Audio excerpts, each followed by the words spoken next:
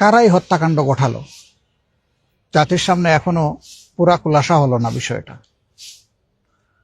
তখন দুইটা তদন্ত কমিশন গঠন হয়েছিল, একটা সেনাবাহিনীর পক্ষ থেকে আর একটা তখনকার ফ্যাসিস্ট সরকারের পক্ষ থেকে।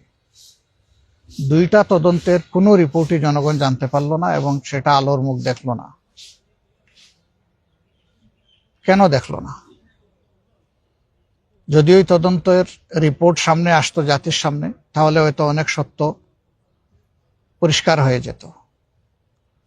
নিশ্চয়ই তখন যারা ক্ষমতাসীন ছিলেন এর সাথে তাদের গভীর সম্পর্ক ছিল এই হত্যাকাণ্ডের সাথে, যার কারণে তারা চাননি যে এই রিপোর্টগুলো প্রকাশ পাক।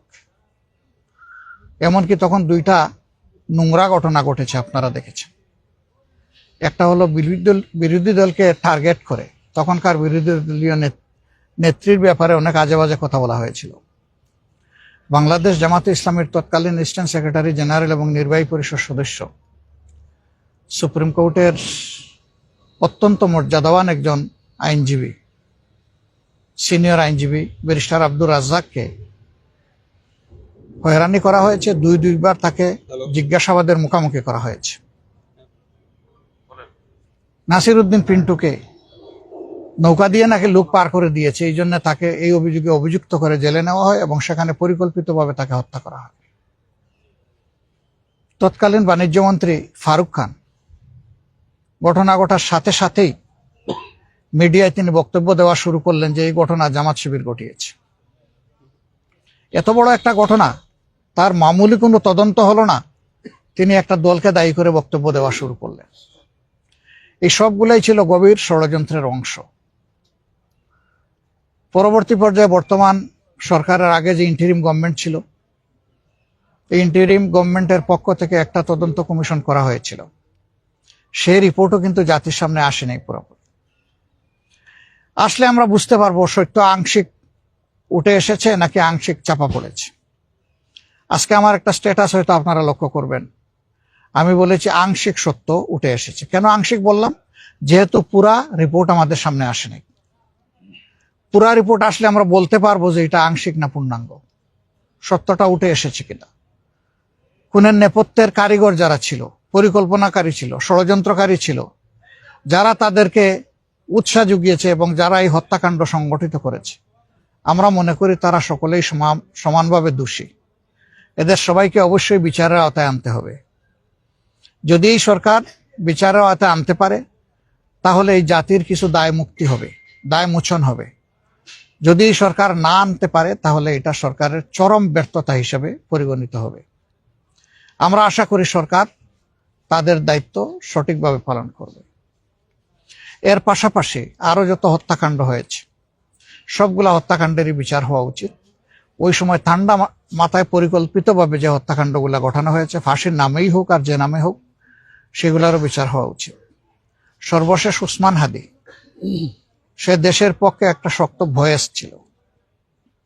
দুটা জিনিস সে কোনোভাবেই মেনে নিতে পারত না, একটি আধিপত্যবাদ আর একটি হচ্ছে বৈষম্য। এই দুটির বিরুদ্ধে তার অবস্থান ছিল স্পষ্ট। এই জন্য তাকে খুন করা হয়েছে পরিকল্পিতভাবে, স্পষ্ট দিবালুকে গুলি করে, রাজপথে, কোনো চূড়া গলিতে নয়, অন্ধকার গলিতে নয়, রাতের বেলা নয়। কিন্তু আজ পর্যন্ত হাদি হত্যাকাণ্ডের পুরো রহস্য জাতি জানতে পারল না। আমরা চাই যদি এই বিচারগুলো হয়, তাহলে আগামীতে এ ধরনের অপকর্ম করার দুঃসাহস আর কেউ দেখাবে না। আপনারা নিশ্চয়ই জানেন, আমাদের মহান মুক্তিযুদ্ধের সময় এত সেনা অফিসার মারা যান।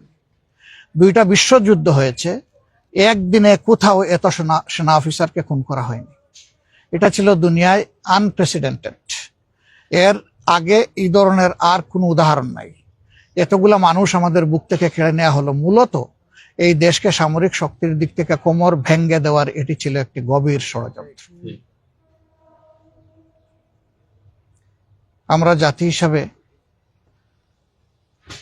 স্পষ্টভাবে বলতে চাই, যারা চলে গেছেন তারা বীরত্ব গাথা নিয়ে সম্মানের সাথে চলে গেছেন, তবে তৎকালীন সরকার চরমভাবে দায়িত্ব পালনে ব্যর্থ হয়েছে। আমি ব্যর্থতা বলবো না, বরঞ্চ এটা ছিল পরিকল্পিত ষড়যন্ত্রের একটা অধ্যায়। কর্নেল গুলজার যখন হেডকোয়ার্টারকে বারবার ফোন করে বলছিলেন, স্যার এখনো তারা বিক্ষিপ্ত, কিছু একটা করেন, আমাদেরকে উদ্ধার করেন, আমাদের জীবন বাঁচান, কেউ তাদের জীবন বাঁচাতে এগিয়ে যায়। কেন গেলেন না? তৎকালীন সেনাপ্রধানের দায় তিনি কিভাবে অস্বীকার করবেন?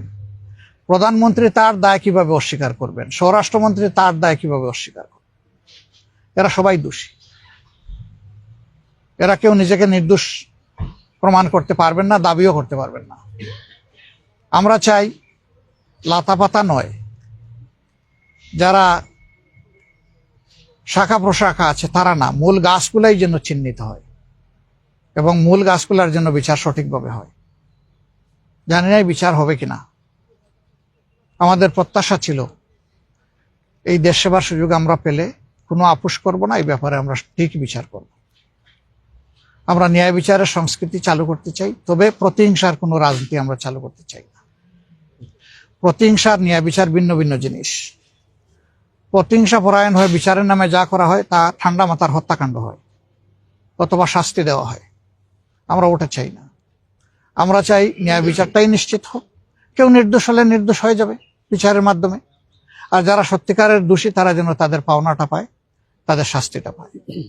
আমরা এই সমস্ত শহীদানের আত্মার মাগফিরাত কামনা করছি, দোয়া করছি আল্লাহ তাআলা তাদের আপনজন প্রিয়জনকে সবরে জামিল দান করুন এবং এই বীরদের তাদের ত্যাগের ইতিহাস ধরে বাংলাদেশে আরো বেশি বেশি করে আল্লাহ তাআলা বীর পয়দা করে দেন, সেই দোয়া আমরা করি। বিশেষ করে আমাদের যুব সমাজকে সজাগ থাকতে হবে। আমাদের প্রিয় স্বাধীনতা, সার্বভৌমত্ব কোথাও যেন হারিয়ে না যায়, কেউ যেন আমাদের ঘাড়ের উপরে প্রভু হয়ে বসতে না পারে। আমাদের বন্ধু থাকবে সর্বত্র, প্রভু মানব শুধু একজনকে, তিনি হচ্ছেন আল্লাহ রাব্বুল আলামিন, আর কাউকে আমরা প্রভু মানব না। আল্লাহ তাআলা আমাদের দেশের উপর শান্তি নাজিল করুন, তার রহমত নাজিল করুন। এদেশের স্বাধীনতা এবং সার্বভৌমত্বকে আল্লাহ তাআলা সংরক্ষণ করার ব্যবস্থা করে দিন।